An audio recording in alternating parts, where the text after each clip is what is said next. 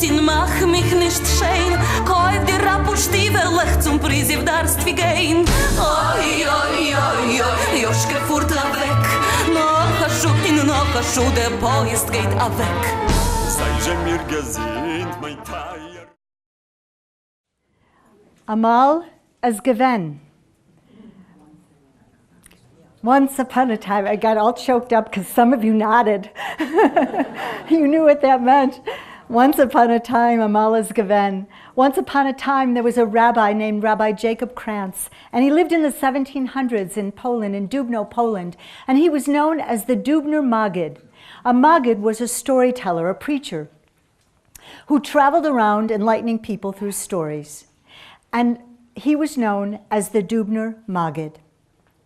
He was walking along the banks of a certain river, explaining a point of Jewish tradition to one of his students, when all of a sudden the young man stopped and said, "Rabbi, tell me, how do you always know the right story to explain the subject being discussed?" The rabbi said, "I'll answer you with a story."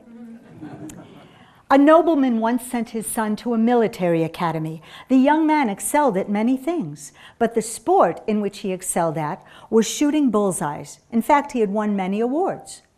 The young man graduated, time had passed, he got on his horse, he went back to his village, and he saw along the way, on the side of a barn, someone had drawn 100 circles, and in the center of each was a bullet hole. The young man stopped his horse and he said, "Who has done this? Even I could not do that, 100 bullseyes." Now it happened that a little boy was passing by and he looked up at the young man on the horse and he said, "You don't understand. It's just Nar, our town fool." "I don't care who it is," said the young man. "I must meet him and shake his hand." "You don't understand," said the little boy. "Nar doesn't draw the circles and then shoot. He shoots first and then draws the circles." "And so it is with me," said the Maggid. "I don't always know the right story to explain the subject being discussed. I listen to many stories and I remember them. And when I have a story I want to tell, I introduce the subject that will lead me into telling that perfect story." And the Maggid and his student continued their walk. And so you see in that story about stories, the Dubner Maggid is talking about mashals, little parables, little teaching tales. And I hope in my stories today, you also will find bullseyes. People from Europe had tsuris. They had problems. And they thought it would get better when they came here, but of course it didn't always get better.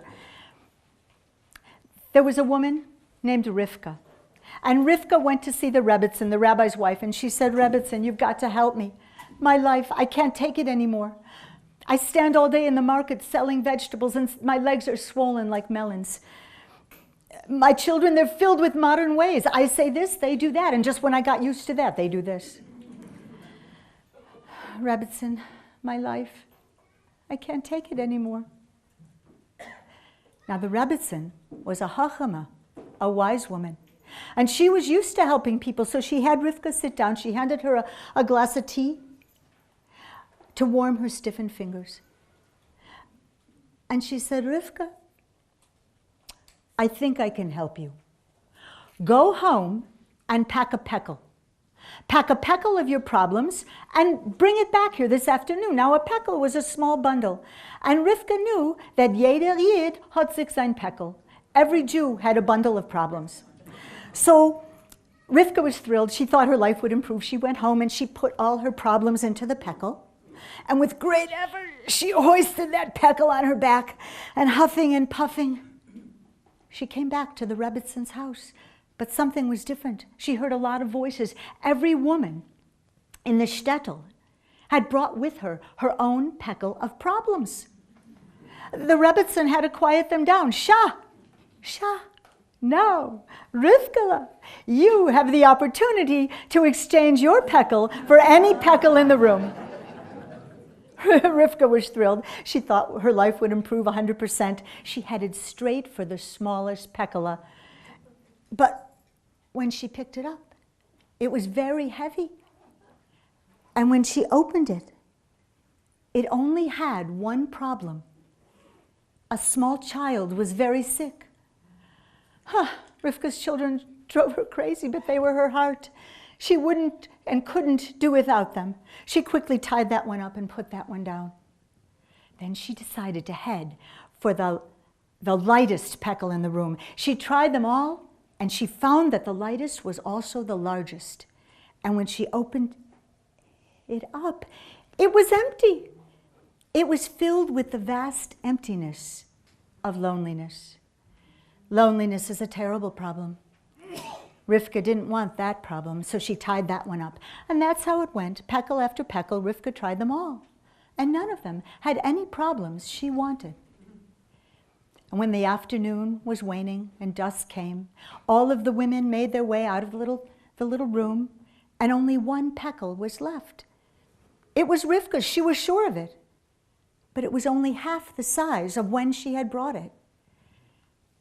She went across the room, easily hoisted the peckle on her shoulders, and with her load lightened, Rivka went home.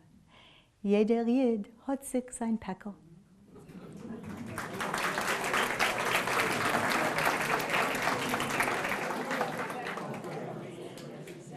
Here's another story about a Chachama, a wise woman. This wise woman, is everybody happy so far? Yes. All right, good.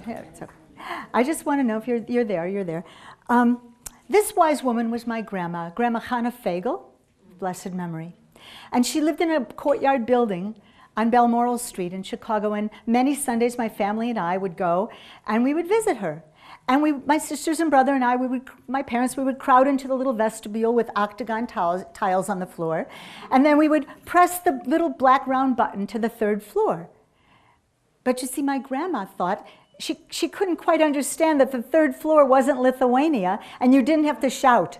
So we would press the button, and she would say, "Who's there?" And we would say, "It's us, Grandma." Bzz, she would buzz us in, and we would open that big black door and push aside that brass accordion door, and we would enter the elevator, and the brass door would shut and the big black door would shut, and we would go up to Lithuania on the third floor.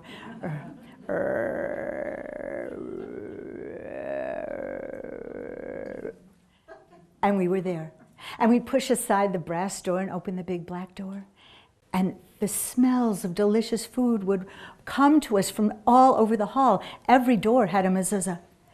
And there was my grandma. You could see her because a shaft of light was coming out of her apartment. She was leaning out of her door. She had a faded flowered bib apron over her ample bosom. And she had pointy black glasses with little rhinestones. Her upper lip was beaded with perspiration, and so her lipstick always was a little bit off of her lips. And we would say, "Hi, Grandma," and she would say, "Skotzel kommt." Here comes Skotzel. And this happened over and over. And finally I said to her, "Grandma, my name is Susan. Why do you say Skotzel kommt?" She said, "Sit down, Mamala, and I'll tell you the story of Skotzel." A long time ago, she said, the women complained that the men got to do everything, and the women didn't get anything at all. They didn't get to read from the Torah. They didn't get to do any of the mitzvahs. So they decided to take their complaint to the Lord of the universe. But how was this to be done? The women did what women do, and they formed a committee. They formed a committee, and they had all kinds of ideas, but finally, Skotzel spoke up, and she said, "This is what we'll do. We'll pile the women on top of each other, and the woman at the top of the pile will pull herself into heaven and talk to God." Like God really needs more kvetches, you know?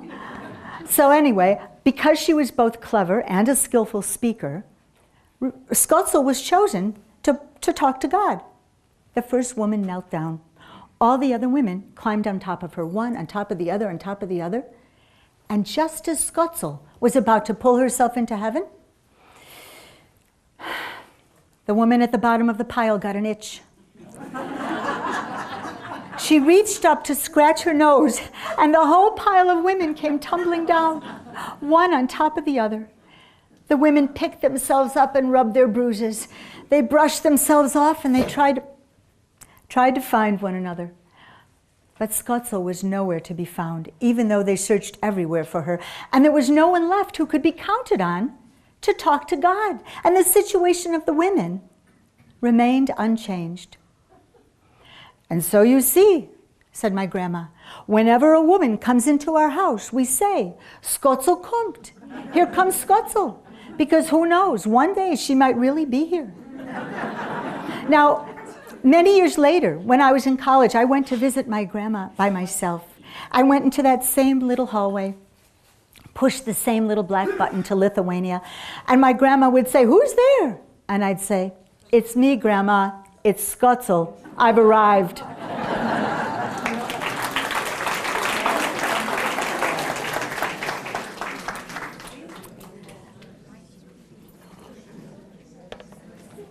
Well, there's other ways to get to heaven besides climbing on top of each other. And in the Jewish tradition, especially right before Rosh Hashanah, and it's only less than 3 weeks to the new year, so I think this story will be especially good. We expect our rabbis, the rebbes, to intercede for us in heaven so that we can be inscribed for a good year in the book of life. And that's what happens in this next story. It's a literary story, not a folktale. It's by Isaac Leib Peretz, a late 19th century Yiddish writer. And he loved Hasidism, but he was also a skeptic, as you'll see in this story, if not higher. Early every Friday morning, during the days of the Slichus prayers, the penitential prayers, the rabbi of Nemirov would vanish. He was nowhere to be seen. He wasn't in the synagogue or the 2 smaller houses of study. He left his door wide open, and not a creature stirred within. And who would steal from the Rebbe of Nemirov? Then where could the rabbi be? Where should he be but in heaven? A rabbi has much work to do in heaven just before the days of awe. Jews, God bless them, they want good matches for their children, good livelihoods, good health, peace. But Satan of the 1,000 eyes watches the whole earth from one end to the other, and what he sees, he reports, informs, denounces. Who could help us if not our rabbi? This is what the people thought. And then a Litvak came to town, and he laughed. You know those Litvaks, Jews from Lithuania? They think little of the holy books, but stuff themselves with Talmud and law. He pointed to a passage in the Gemara which states, even Moses himself, Moshe Rabbeinu, our teacher, never ascended to heaven during his lifetime, but had to remain suspended 2.5 feet below. Go argue with a Litvak. Then where could the rabbi be? It's not my business, said the Litvak, shrugging his shoulders. But oh, those Litvaks. All the while, he's scheming to find out. He steals into the rabbi's room and slides under the bed. He'll wait there all night to watch and discover where the rabbi of Nemirov vanishes to during the days of the Slichus prayers. Someone else might have gotten drowsy and fallen asleep. But the Litvak is made of iron. He recites a whole tractate from the Talmud by heart. In the morning, he hears the call to prayers. The floors begin to squeak. People throw a little water over their fingernails. Doors slam. And the house is quiet again and dark, except for a little moonlight shining through the shutters. Later on, the Litvak would tell how a great fear came over him to be in the house with the rabbi during the days of the Slichus prayers. But he just stayed where he was and quivered like a fish in water. Then he sees the rabbi get up, and the rabbi does what befits a Jew in the morning. Then he watches as the rabbi goes to a clothes closet and takes down a huge bundle of peasant clothes. Linen trousers, high leather boots, a wide-brimmed black hat, black leather belt studded in nails, a heavy coat, and out of his coat pocket, a heavy peasant rope. The Litvak watches as the rabbi leaves the room, goes into the kitchen, and takes an axe from under the bed. He puts the axe in his belt and leaves the house. The Litvak follows. The hushed dread of the days of awe hangs over the city streets. All is quiet except for the cry from a sickbed or the call from a minion reciting the Slichus prayers. The rabbi stays in the shadow of the houses, gliding from house to house. The Litvak feels his heartbeat mingle with the rabbi's heavy footsteps. And then the Litvak watches as the rabbi goes into a small wood beyond the town. He stops at a small tree, takes the axe out of his belt, chops down the tree, chops the tree into logs, the logs into sticks, bundles up the sticks with his heavy peasant rope, puts the bundle on his back, and goes back into the town. The rabbi stops at a broken down shack and knocks on the door. "Who's there?" comes a voice from within, and the Litvak recognizes it as that of a sick Jewish woman. "It is I," said the rabbi, in a Russian accent. "Who is I, and what do you want?" "Vassal," says the supposed rabbi. "I have wood to sell, very cheap." And without waiting for a reply, the rabbi enters the room. And in the gray light of the morning, the Litvak who followed him can see a poor, miserable room with broken down furnishings and a sick old woman lying in bed wrapped in rags. "Wood? Where will a poor widow get money to buy wood?" "I'll lend it to you," says the supposed vassal. "It's only 6 cents. "And how will I pay you back?" says the woman. "Ha! Foolish one! Ha! You are a poor sick Jew, and I trust you with a little wood. But you who have such a great and mighty God, do not trust God for 6 cents. I know you'll pay me back." "How will I kindle the fire? My son is at work and I can't get out of bed." "I'll kindle the fire," says the rabbi. And with that, he goes over to the stove, the cold stove, and he opens the little door and he begins to put in some kindling wood. And as he does, he recites the first portion of the Slicher's prayers with a little groan. And when he kindles the fire, he recites the second portion a little more joyously. And when the fire is burning brightly, he recites the third portion and shuts the door. The Litvak who saw all of this became a disciple of the rabbi. And ever after, when some disciple or other would say that the rabbi of Nemirov ascends to heaven during his lifetime, the Litvak does not laugh. Instead, he says quietly, "Heaven, if not higher."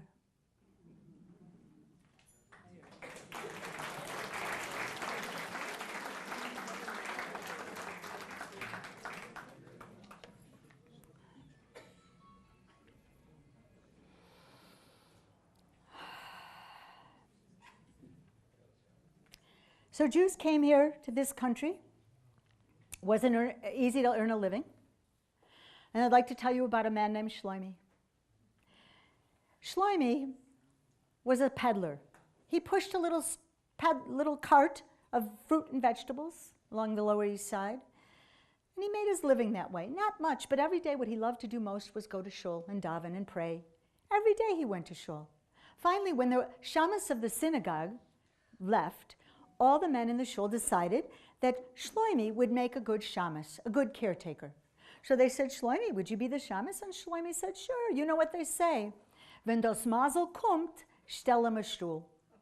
When fortune calls, offer him a seat. And so they gave a contract to Shlomi, and they handed him a big gold pen, and he was thrilled. And they said, "Here, sign this." And Shlomi did what he knew how to do. He made a big X. And they said, "Oh, narishkeit, foolishness. Is this all you could do? You can't even sign your name?" So you can imagine Shlomi did not become shamas of that shul. What did he care? He went back and pushed his little cart, and he worked hard and he saved, and pretty soon the little cart of vegetables and fruit became a little store. And pretty soon that store became a bigger store, and Shlomi was doing really well.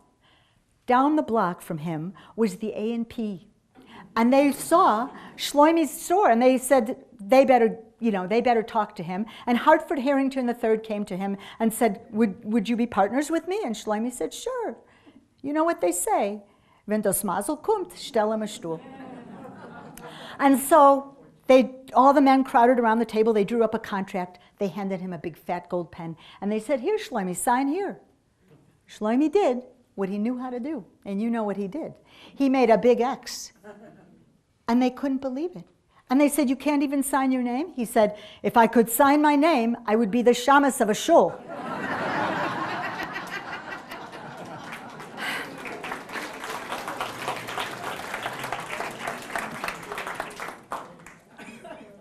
Isn't that a quintessential Jewish story? I tried to pick stories for you today that were very Yiddish, Yiddishkeit, as opposed to stories which were Sephardic and from different countries. So that's the stories I'm telling you today. Another story from the Lower East Side. This one is based on a remembrance of author Hugh Nissenson. And the Jacob in the story is him. It was 1912 on Ludlow Street. A family of 4 lived in a little 2-room tenement.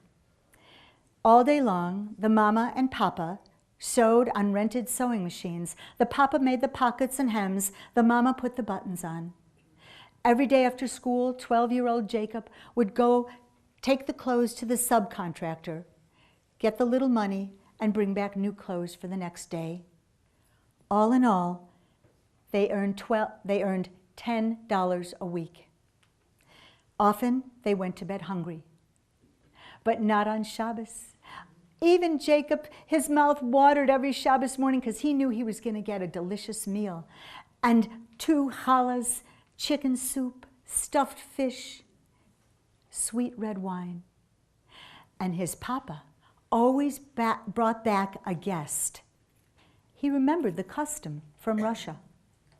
Now, Jacob knew if they had a guest, usually some yeshiva bocher or an old beggar, oftentimes he would spend the night and sleep. Jacob knew if they had a guest, it meant less for them to eat.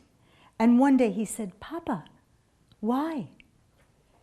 Shh, Jacob, you know what they say. Tzedakah tzatzil mamavis.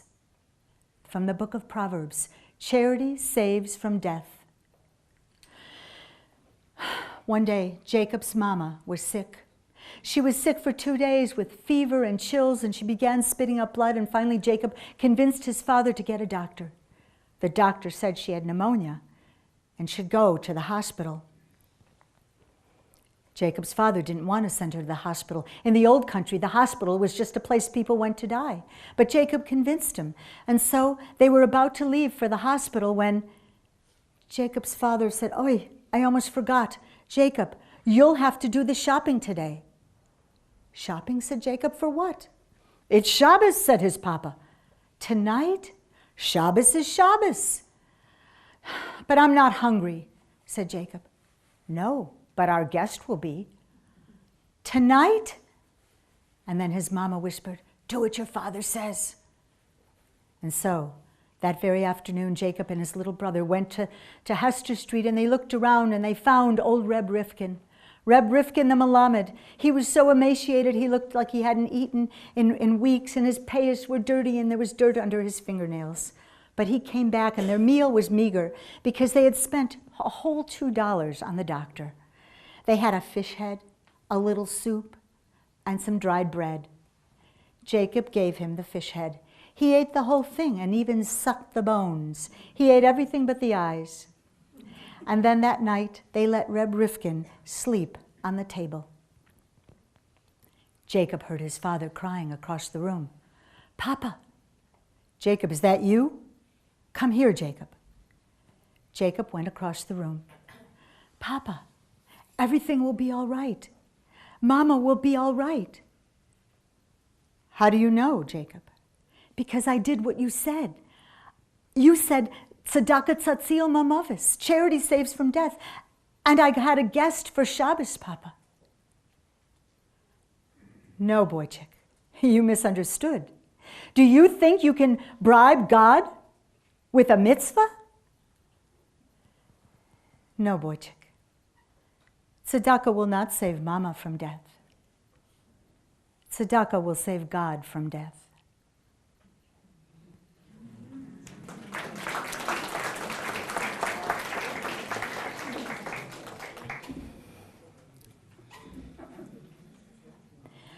So people who came here often went back to Europe to bring back their relatives, or they sent them money, and we all have stories like that. But this one man I'd like to tell you about, his name was Baruch. Baruch went back to the old country to see his mama, hoping he could bring her back with him.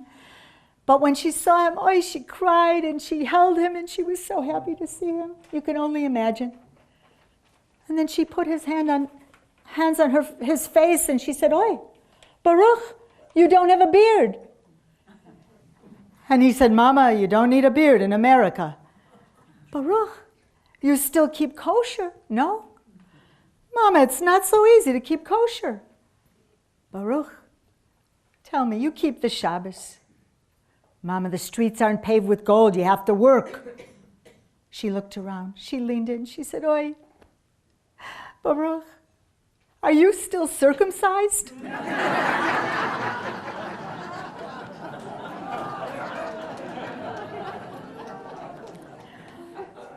Now, some stories are not long in the oral tradition, and I'd like to tell you another story that, I'm laughing. I'd like to tell you another story that's not been long in the oral tradition, but I think it's a quintessential Jewish story. It's about a chassid and a Reformed Jew.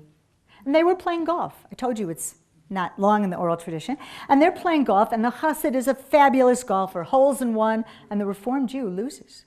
They go back to the clubhouse. They drink a little schnapps. The Reformed Jew says to the chassid, "I don't understand it. I take with the best pros. I should be a really good golfer. How do you do it? How do you play so well?" And the chassid said, "I pray. I pray." All week long, the little Jew prayed. He prayed and prayed, and when he came back the next Sunday for a return match, again, the chassid won, and the little Reformed Jew lost. They went back to the clubhouse. They had a little schnapps. The Reformed Jew says, "I don't understand it. All week long, I went to shul every day. I prayed and prayed and prayed." And the chassid said, "Yes, but where did you go to pray?" And he said, "That synagogue on West End Avenue." "Oh," said the chassid, "that shul is for tennis." Oh my gosh.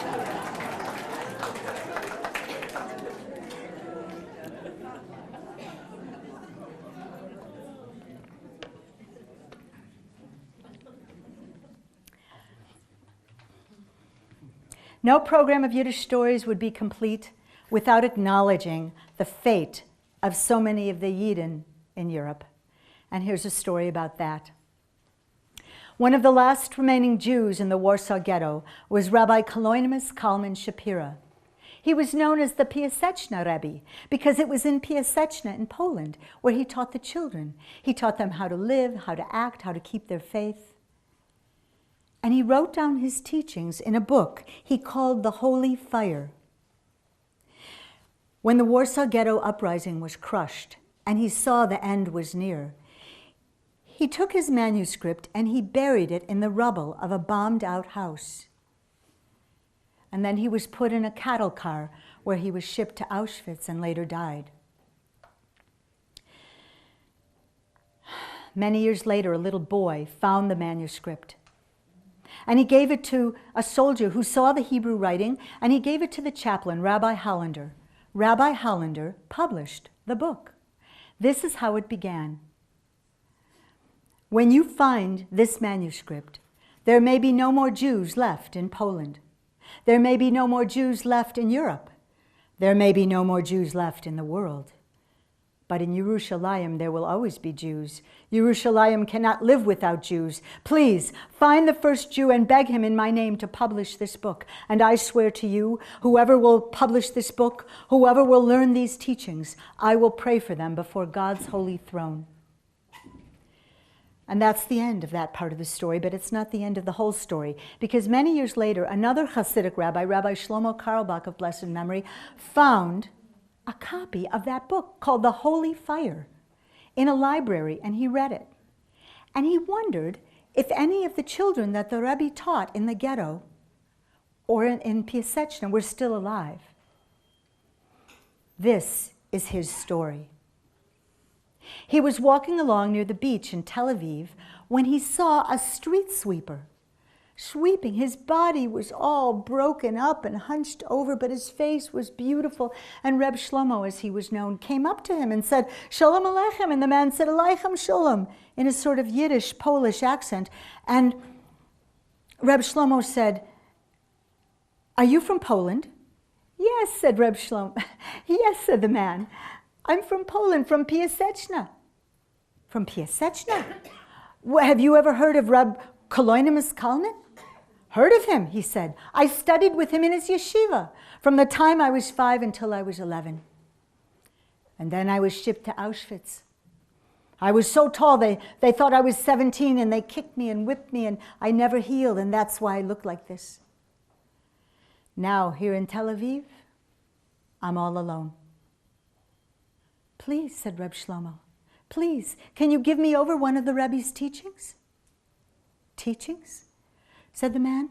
You think you can be in Auschwitz for 5 years and still remember teachings? Yes, I'm sure of it, said Reb Shlomo. Please. Do you really want to know? Said the man.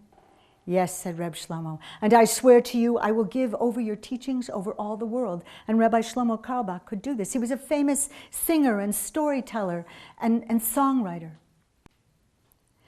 The man went over to the drinking fountain. He washed his hands. He put on his jacket. He straightened his hat and tie. He came back to Reb Shlomo, and he said, can you imagine? Can you imagine the Rebbe dancing with hundreds, maybe thousands of children to greet the Shabbos? And then the street sweeper began to cry. Never has there been such big tears. Can you imagine the Rebbe singing amidst the angels, Shalom Aleichem, Malachei Hasharei, singing to greet the angels? And the Rebbe taught Torah between the fish and the soup, between the soup and the chicken, and between the chicken and the dessert. Open your heart. And he looked at Reb Shlomo with piercing eyes as if he was about to give over the deepest, darkest secret.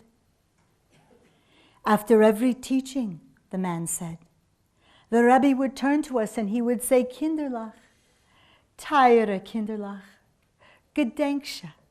The größte Sache in the world, is to tina mitzvah tova. The greatest thing in the world is to do somebody else a favor.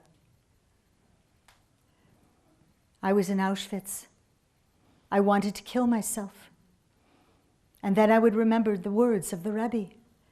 Gedenksche, the größte Sache in der Welt ist to tina mitzvah tova. I would go from person to person. I would hold his hand and he would be crying, and he would tell me about his wife and children who he would never see again until Mashiach is coming, until the Messiah comes. And then I would lose strength. And when I would lose it, I would think of the Rebbe's words, and I could go on. Now here in Tel Aviv, I have no one. And sometimes I take off my shoes, I go over there in the water, I'm up to here in the water, I want to end it all. And then I remember the Rebbe's words. The greatest thing in the world is to do somebody a favor. The street sweeper picked up his broom, looked at Reb Shlomo and said, do you know how many favors you can do on the streets of the world? And the holy hunchback street sweeper continued to sweep.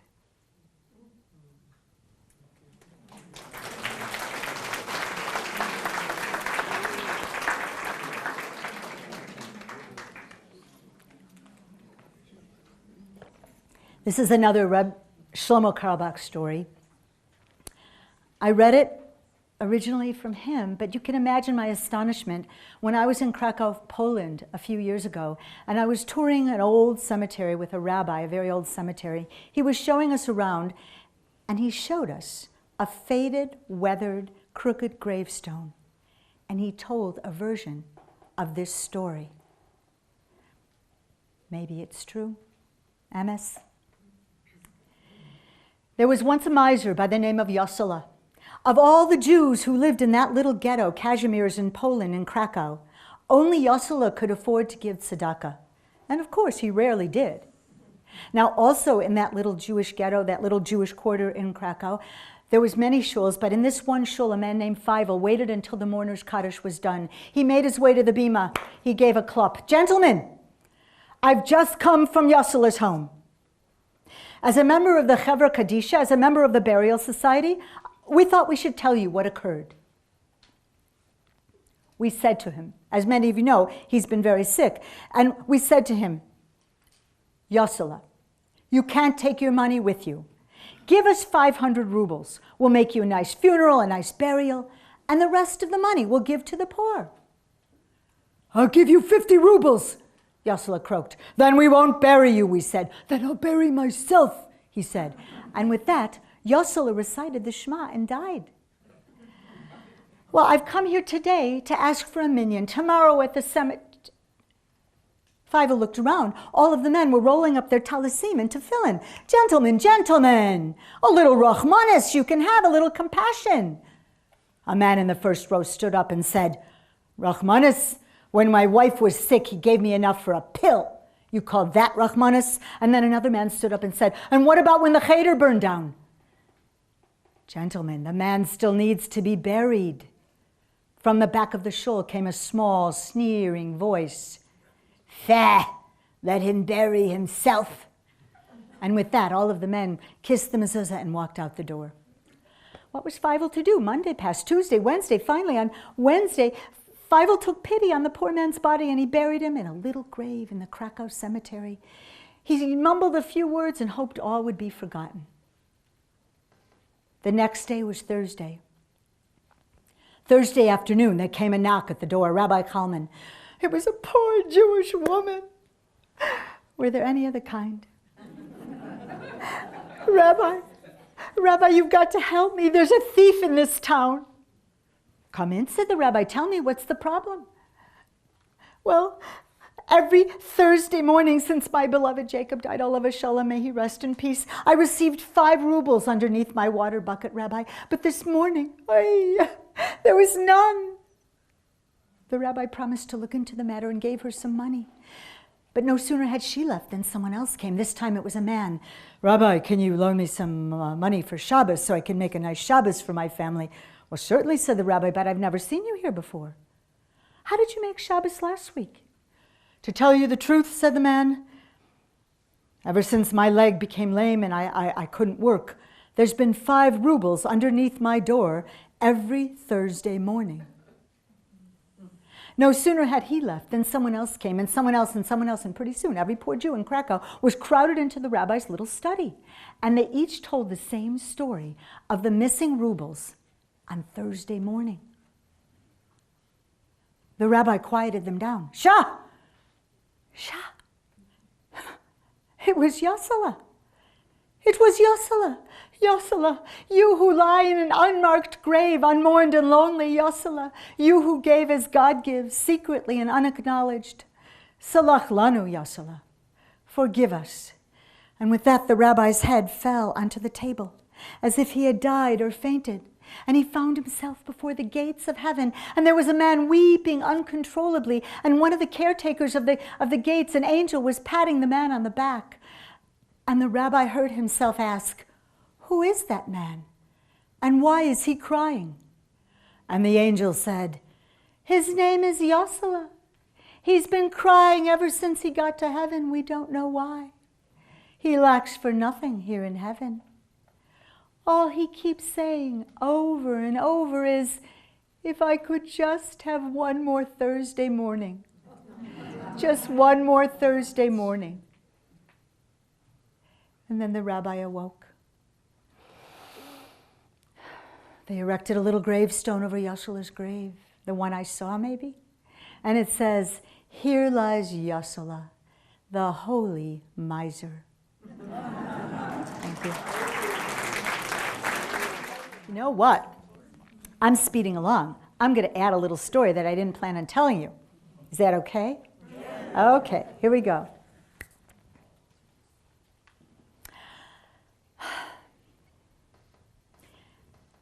when I tell stories, I often tell them in retirement homes, right?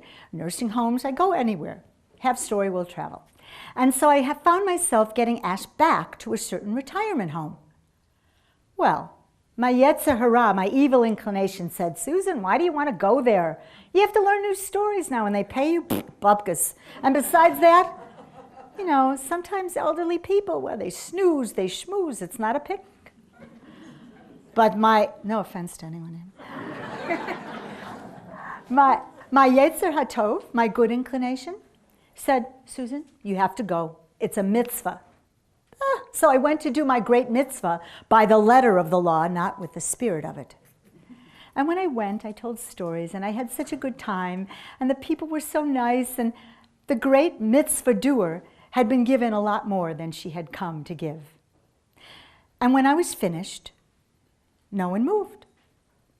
I guess they had nowhere to go. They just sat there. And someone said, Susan, you're such a good storyteller. Tell another story.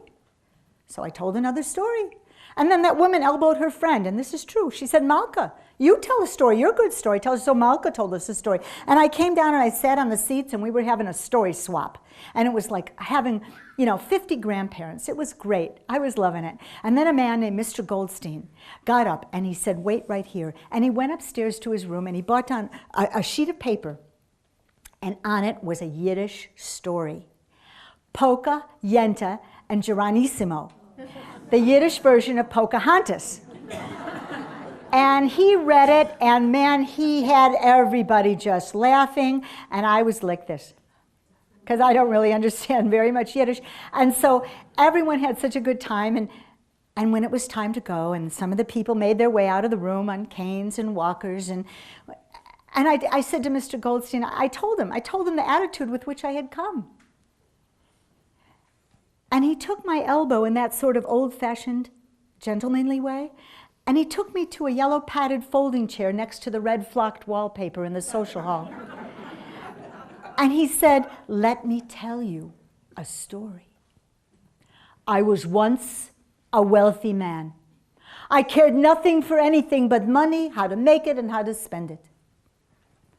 I walked into a bakery shop, said Mr. Goldstein. Oy, did I love my sweets. And at this point, Mr. Goldstein started listing all the kinds of sweets he loved. I walked in and I bought a pastry. I took one bite and I dropped it on the ground. What did I care? I could buy 100 more. I picked it up. And when I did, I saw a bum looking in the bakery shop window longingly. I don't know what came over me. I went outside and I handed the dirty pastry to the bum. Nowadays, you would call them homeless people. And then I went and bought another one. That night, I had a dream. I dreamt that I was in a restaurant and waiters were rushing to and fro. I alone was not being served. I called the waiter over, and he served me a piece of dirty pastry. I said, what is the meaning of this? I am not a charity case. My money is as good as anyone's. And he said, I'm sorry, sir. You've just arrived in eternity, and all you can be served with is what you yourself have sent ahead from the world of time, and this dirty pastry is all you have sent. And then I awoke, said Mr. Goldstein. We're very glad you came. And he walked down the hall, and I too was very glad I had come. And that's the story of the dirty pastry.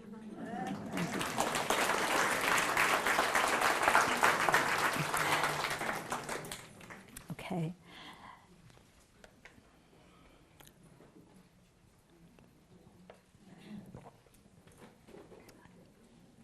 The first apartment I remember was a 2-flat off of Devon Avenue. And in those days, when people rang the bell, you opened the door. You weren't afraid. People just came and went. And I remember a lot of strangers who came by. One stranger I remember was about this high. He was a little man who had come to sell subscriptions to Highlights magazine for children. And I remember hiding behind my mother's skirt, If little men were real, I reasoned, what else could be out there? I didn't understand. And my mother, of course, bought a subscription to be kind. The other stranger I remember coming by was the knife-sharpening man. He would push his cart down the street with this sneering screech of the grinding wheel, and he had dirty face, and his hands were blackened and calloused. And even he was somehow ominous. And we weren't exactly living like the Rothschilds, but I remember understanding his poverty, and my mother would always make sure our knives and scissors were sharp. But the stranger I remember most of all was a chassid. Now, here was a Jew, like from the old country. I had seen pictures. What was he doing in our neighborhood, I thought? He had come to sell some small religious item. I don't remember what. And of course, my father bought something to be kind. And when I think of how easy it is to be kind to all these strangers, I was thinking how much harder it is to sometimes be kind to the people we love most of all. And so I've adapted this story for you. There was a town of old people. No one was left but old people. Pogroms and famine and migration to the city all had taken their toll on the tiny town. The synagogue was dark. The light above the ark was out. People were hungry. There was no food, but faith and trust was even harder to find. Now there was a man named Mordechai, and Mordechai knew that beyond the town was a small woods, and in the woods a rabbi came daily to pray and contemplate in a little cabin. The rabbi went into the woods to see if he could help his community. He knocked on the door. Shalom Aleichem. The rabbi said, Aleichem Shalom. And they came in. The man came in. Mordechai came in. And he told the rabbi what was going on in his town. And the rabbi said, I'm sorry, I can't help you. No one comes to shul in my town either. The spirit has gone out of the people. And so they stayed there all day. And they talked and read Torah and spoke and wept of deep things. And when it was time to leave, Mordechai turned back to that rabbi in the woods and said, please, have you no advice on how to save our dying community? I can't help you, said the rabbi. All I could tell you is, the Mashiach is one of you. And he closed the door. Huh. The Mashiach is one of you? The Messiah is one of you? Who could that be? Thought Mordechai, all the way back to his town. He was thinking, what did that mean? And all the townspeople crowded around him, and they said, no, what did the rabbi say? And Mordechai said he couldn't help. All he could say is, the Mashiach is one of you. Does he mean one of us? Who could it be? And then Mordechai thought of Reb Shlomo. Reb Shlomo the tailor? Huh, couldn't be him. He never set foot in the synagogue in his life. The Messiah couldn't be him. On the other hand, old Reb Shlomo is always there when you need him. Maybe it is him. And then he thought of Reb Chaim Elia the Sofer. Oh, the Torahs he wrote in his youth were touched by the divine. But Chaim Elia, he's old and he's hard of hearing. He couldn't be the Messiah. Maybe it's me, thought Mordechai. No, I couldn't be the Messiah. I'm just an ordinary man. I couldn't be him. Could I? And then Reb Mordechai had a revolutionary thought. Maybe the Messiah is one of the women. No. And all the people in this town were thinking the same way Mordechai was. And on the off chance that their friends or relatives was the Mashiach, they began to treat each other with extraordinary respect. And on the off chance that they themselves were the Messiah, they began treating themselves with respect. And soon, travelers who came through this tiny town sensed this aura of respect which permeated the atmosphere and radiated out of the place. The synagogue was reopened. The people stayed. The ark light was relit. And the laughter of children could be heard. The presence of the divine was felt in the hearts of all those who lived in what came to be called Ir HaMeshachim, the town of the Messiahs.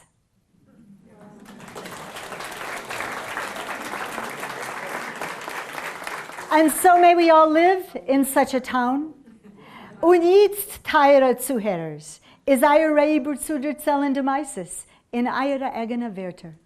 And now, dear listeners, it is your turn to retell the tales in your own words. Sei gesund. Thank you. Thank you.